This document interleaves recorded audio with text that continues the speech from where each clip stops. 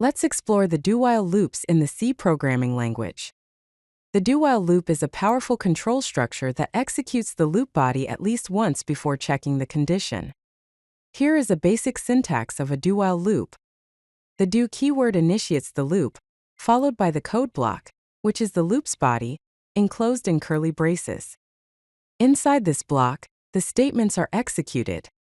After the loop body, the while keyword is used along with the condition in parentheses. Importantly, a semicolon follows the condition, which is a crucial part of the do-while loop syntax. The loop continues to execute as long as this condition is true. The key feature of a do-while loop is that the code inside the do block will always execute at least once, regardless of the condition. Let us understand the key differences between do-while and while loops. The most significant difference is that the do-while loop executes the code block at least once, while the while loop checks the condition before executing the code block. Another difference is the placement of the condition check.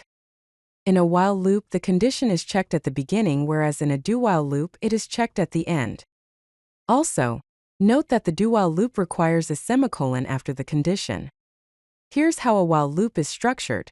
The while loop starts by evaluating the condition. If the condition is true, the code inside the loop is executed. If it's false from the beginning, the code block may never be executed. In contrast, here's how a do-while loop is structured.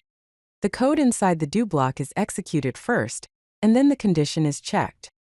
The loop continues as long as the condition is true. The crucial difference here is that the code block is always executed at least once. Let's see some examples of when to use the do-while loops. Do-while loops are particularly useful in scenarios where you want to ensure that a block of code is executed at least once. One common use case is input validation.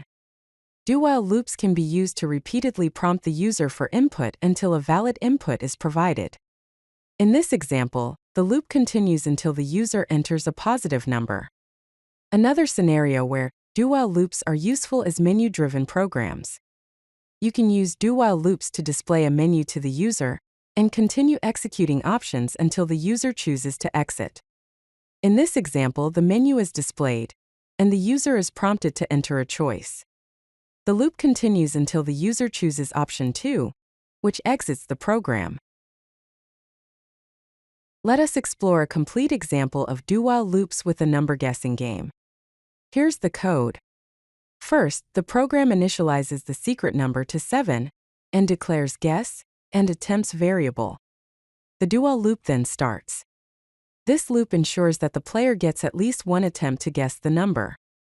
Inside the loop, the number of attempts is increment, and the player is prompted to enter their guess. The program then provides feedback based on the guess. If the guess is higher than the secret number, it prints too high. If the guess is lower than the secret number, it prints too low. The loop continues until the player guesses the correct number. Finally, the program displays a success message with the number of attempts it took to guess the number. Let us explore some best practices and common mistakes to avoid with do-while loops. First, let's discuss some common mistakes. One common mistake is forgetting the semicolon after the while condition. Another mistake is using do-while when a while loop would be more appropriate, specifically when you need to check the condition before the first execution. A very common mistake is creating infinite loops by not modifying the condition variable inside the loop. Also avoid placing a semicolon right after do, which creates an empty loop body. Now let's explore some best practices. Always use do-while when you need at least one execution of the loop body. Always include a way to exit the loop by updating condition variables. Use braces even for single-statement loop bodies for clarity.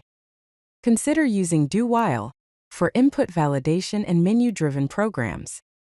Always test edge cases, especially when the condition might be false initially. If you like this video, hit that like button and don't forget to subscribe. Visit codelucky.com for more such useful content.